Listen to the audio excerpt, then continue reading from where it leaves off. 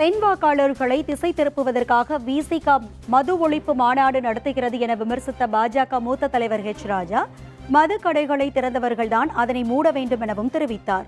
புதுக்கோட்டையில் செய்தியாளர்களிடம் பேசிய ராஜா, மது ஒழிப்பு மாநாடா மது ஊக்குவிப்பு மாநாடா என்பது தெரியாத மாதிரி ஒரு மாநாட்டை விடுதலை சிறுத்தைகள் கட்சி நடத்துவதாக விமர்சித்தார். விசிகாவின் மது ஒழிப்பு மாநாடு என்பது அரசியல் மோசடி மாநாடு என்றும் மக்களை ஏமாற்றும் மாநாடு என்றும் அவர் தெரிவித்தார்.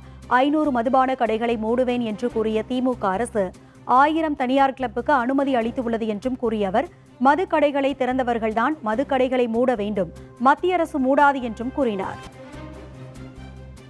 காந்தி ஜெயந்தியை முன்னிட்டு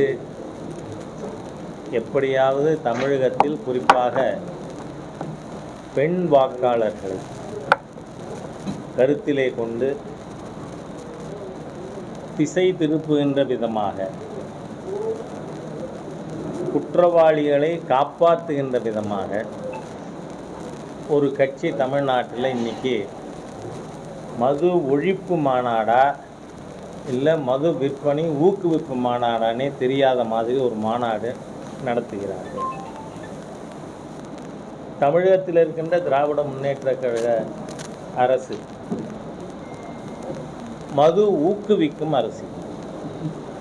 ஏனென்றால் இவங்க 500 மதுக்கடைகள் டாஸ்மாக் கடைகளை மூடுறேன்னு சொல்லிட்டு 1000 கிளப்புக்கு அனுமதி கொடுத்துருக்காங்க. அந்த கிளப்பில் 150 மெம்பர் தான் இருக்கணுங்கிறது விதி. ஆனால் இங்கே தான் எதுவுமே விதிப்படி நடக்கிறது இல்லையே. அதனால் அதன் மூலமாக மது ஊக்குவிப்பு அரசாங்கம் இருக்குது. அந்த மது ஊக்குவிப்பு அரசாங்கம் அதனுடைய பிரதிநிதிகள் இந்த மாநாட்டில் கலந்துக்கிறாங்கன்னா இது யாரை ஏமாத்த மாநாடு? இது மது ஒழிப்பு மாநாடா?